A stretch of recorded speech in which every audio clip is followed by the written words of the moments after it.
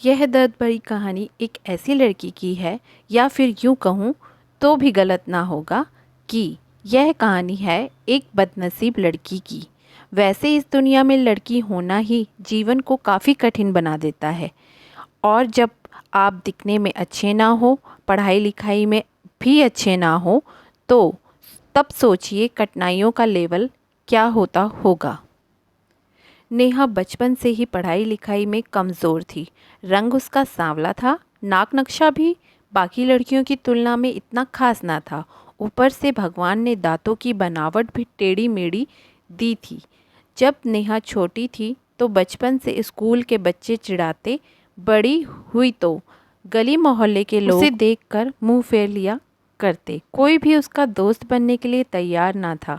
उसके रिश्तेदार भी कुछ खास उसे भाव दिया ना करते। बस एक उसकी माँ ही थी जिसे उसकी सूरत या लुक्स से कोई फ़र्क नहीं पड़ता। माँ नेहा और नेहा माँ से बेहद प्यार करते। दुनिया भर की आलोचनाओं को सहने की शक्ति थी माँ। नेहा के लिए जब कोई उसे डफर बोल देता या जब कोई उसे बदसूरत बोल देता, जब नेहा को शादी के लिए देखने आए लोग उसे बिना पसंद किए लौट जाते, यहाँ तक कि जब खुद के पापा ही उसे मनहूस बोल देते, तब माँ ही तो थी जो उसे समझाती कि लोगों के बोलने से क्या होता है, तू तो मेरी प्यारी बेटी है। भगवान के इतने अन्यायों के बावजूद नेहा जीना सीख गई थी। वह खुश रहना सीख गई थी। जो भी गुने चुने लोग उससे बात करते, उन्हें चुटकुले सुनाकर हंसाया करती और खुद भी ठहाके लगाकर हंसा करती। इसके अलावा एक और बहुत बड़ी खूबी थी नेहा के, उसे खाना बनाने में बहुत मज़ा आता था। और ना सिर्फ खाना बनाने में मज़ा आता था, उसका बनाया खाना खाकर लोगों को जो स्वाद आता था वह उनको तृप्त कर जाता था। और यह उसमें अपने आप तो नहीं आया था। दुनिया के ठुकराए जाने के बाद उसने अपना सारा समय खाने की रेसिपी की किताबें, रेडियो शोज़ और टीवी चैनल्स को समर्पित कर दिए थे। नेहा की तारीफ़ तो कोई भी नहीं करता, लेकिन उसके हाथों के बने खाने की तारीफ़ हर व्यक्ति करता जो उसे चखता। इस एक गुण की वजह से नेहा अपने आजू बाजू की औरतों में फेमस हो गई, क्योंकि जिसे भी खाना पकाना सीखना हो या कुछ नया पकवान बनाना सीखना हो तो वह नेहा के पास आती और नेहा भी खुशी खुशी उन्हें सब सिखाती। उसके पास आने वाली औरतें अच्छा खाना बनाना सीख जाती, लेकिन लाख कोशिश करने के बाद भी नेहा के हाथ का वह जादू जो सबको तृप्त कर जाता, वह कोई ना सीख पाता। नेहा की ज़िंदगी इन्हीं उतार चढ़ावों के साथ कट रही थी। एक बार फिर से माँ बाप ने जी तोड़ कोशिश कर एक फैमिली को नेहा को देखने के लिए मना लिया और अगले दिन लड़का नेहा को देखने आने वाला था। नेहा को इस बात की खबर होने पर वह दुखी और गुस्सा हो गई थी कि बिना उससे पूछे पता नहीं क्यों माँ बाप लड़कों को बुला लेते थे और उसका मजाक बना देते थे। माँ ने नेहा को समझाया था कि ऐसा ही होता है, कोई भी बेटी अपने माँ बाप के यहाँ हमेशा नहीं रहती, उसे एक ना एक दिन शादी करके जाना ही पड़ता है। अगले दिन नेहा सुबह सुबह ही लड़के वालों के आने से पहले सज संवर कर कहीं निकल गई थी। उस दिन लड़के वाले घर आकर माँ बाप को बहुत खरी खोटी सुनाकर गए थे।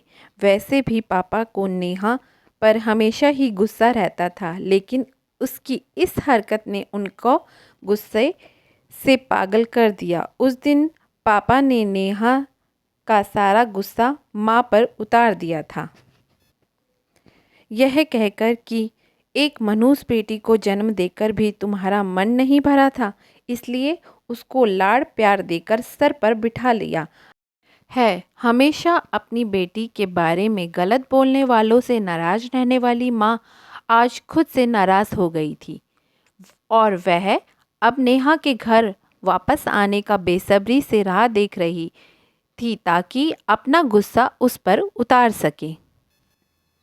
सूरज ढलने से पहले नेहा घर लौट आई थी। उसके चेहरे पर एक अजीब सी खुशी थी। हाथों में एक चेक था और एक सर्टिफिकेट भी। नेहा माँ से कुछ कहना चाहती थी, लेकिन इससे पहले कि नेहा अपने मुंह से एक भी शब्द कह पाती, माँ ने उसे खरी खोटी सुनाना शुरू कर दिया। गुस्से में माँ बोलते बोलते इतना कुछ बोल गई कि नेहा ने कभी सपने में भी नहीं सोचा था। माँ ने कहा, बाकी सभी लोग सही थे, तुम सच में मनहूस हो। तुम्हारी वजह से हर कोई परेशान है। अच्छा होता जो तुम पैदा होते ही मर जाती, यह दिन ना देखना पड़ता हमें। गुस्से में बड़खड़ाती और सब्जियां काट रही माँ ने एक बार भी नेहा की तरफ नहीं देखा था। नेहा माँ की बातें किसी पत्थर की मूरत की तरह सुन रही थी। पत्थर की ऐसी मूरत जिसके शरीर में तो जान ना हो, लेकिन आँखों से आंसुओं की धारा बह रही हो। नेहा ने माँ से पूछा, माँ क्या सच में तुम भी चाहती हो कि मैं मर जाऊँ? क्या इतनी बुरी हूँ मैं? माँ अभी भी गुस्सा सर पर सवार होने की वजह से माँ ने कह दिया हाँ। बिना एक पल भी सोचे नेहा ने सीधा अपने कमरे में जाकर कमरा अंदर से बंद कर लिया था। 1-2 मिनट बाद गुस्सा थोड़ा शांत होने पर माँ को अपनी गलती का एहसास हुआ तो नेहा के रूम की तरफ गई। उन्हें पता चला कि नेहा ने रूम को अंदर से बंद कर लिया है। गुस्से में कुछ कर ना ले, इसलिए मैंने तुरंत पापा को इस बात की खबर दी। दोनों ने काफ़ी दरवाज़ा खोलने की कोशिश की, लेकिन जब नाकामयाब रहे तो दरवाज़ा तोड़ दिया। अपने स्कार्फ से फांसी का फंदा तैयार कर नेहा पंखे से लटक रही थी। ज़्यादा वक्त नहीं हुआ था, वह सिर्फ बेहोश हुई थी। माँ पापा ने तुरंत उसे पंखे से अलग किया और बेड पर लेटाया। पापा ने तुरंत डॉक्टर को फ़ोन किया। तब माँ का ध्यान बेहोश पड़ी नेहा के हाथ में पकड़ी एक चिट्ठी पर और पास ही में पड़े 5 लाख के चेक और 5 स्टार होटल में शेफ़ की नौकरी के लिए कन्फर्मेशन लेटर पर पड़ी, जो नेहा अपने साथ लाई थी। माँ और पापा ने वह चिट्ठी खोलकर पढ़ी जो उसने अभी अभी लिखी थी। चिट्ठी कुछ इस प्रकार थी, मम्मी और पापा, मैं जानती हूँ मेरे जन्म से लेकर आज के दिन तक मैंने ऐसा कुछ भी नहीं किया है जिस पर आप गर्व कर सकें, लेकिन मैं आपको बताना चाहती थी कि आज मैं खाना पकाने के नेशनल लेवल कंपटीशन को जीत चुकी हूँ और यह 5 लाख का चेक मुझे प्रथम स्थान पर आने के लिए मिला था। जजिस को मेरा खाना इतना पसंद आया था कि उन्होंने मुझे एक बहुत बड़े होटल पर में बतौर मास्टर शेफ़ की नौकरी के लिए कन्फर्मेशन लेटर ही दे दिया। पूरी दुनिया मेरे खिलाफ है। मुझे इस बात का कभी भी फ़र्क पड़ा ही नहीं था और ना ही बाबूजी की कड़वी बातें मैंने अपने दिल पर ली थी, क्योंकि मैं जानती थी बाहर से सख्त दिखते मेरे बाबूजी अंदर से तो मुझे प्यार ही करते थे। प्यार ना करते होते तो बिना मांगे मुझे कपड़े, मिठाइयाँ, पटाखे ये सब ना लाकर देते। माँ के प्यार को कोई क्या बयां कर सकता है। मेरी माँ मेरे लिए मेरी सारी दुनिया थी। जब माँ मेरे साथ होती तो मुझे किसी बात की परवाह ना होती थी। मेरी माँ मेरी थी, इसलिए मुझे किसी और की ज़रूरत ना थी। मेरी माँ मेरे साथ नहीं है तो मेरी दुनिया मेरे साथ नहीं है, इसलिए मैं आज दुनिया को ही अलविदा कहकर जा रही हूँ।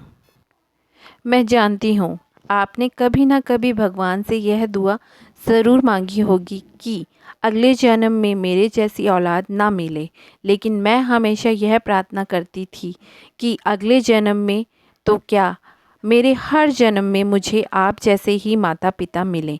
और आज भी यही प्रार्थना करके उसी भगवान के पास जा रही हूँ। चिट्ठी पढ़ते पढ़ते माँ और पापा सर से पाँव तक पछतावे में डूब गए थे और बेहोश पड़ी नेहा के सर पर हाथ फेरते हुए फूट फूट कर रो रहे थे। मैं जानती हूँ यह कहानी आपके दिल को छू गई है। मैं उम्मीद कर रही हूँ कि अब आप जाने अनजाने में किसी भी व्यक्ति का उसके बाहरी लुक्स की वजह से दिल नहीं दुखाएंगे, और हमें किसी का दिल दुखाना भी नहीं चाहिए। उम्मीद है ये कहानी आपको बहुत अच्छी लगी होगी, और ऐसी ही कहानियों के साथ मैं आपसे दोबारा मिलूँगी। धन्यवाद।